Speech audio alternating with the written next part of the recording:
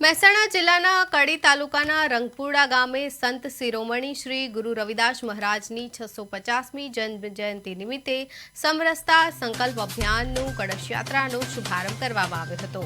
આ પ્રસંગે કડીના ધારાસભ્ય રાજેન્દ્ર ચાવડા, તાલુકા પંચાયત પ્રમુખ જીતેન્દ્રભાઈ પટેલ, નગરપાલિકા ચેરમેન શૈલેષભાઈ પટેલ સહિતના સ્થાનિક અગ્રણીઓ અને ગ્રામજનો મોટી સંખ્યામાં ઉપસ્થિત રહ્યા હતા। ગામમાં ભ્રમણ બાદ રામજી મંદિર ખાતે કળશનું પૂજન કરવામાં આવ્યું હતું।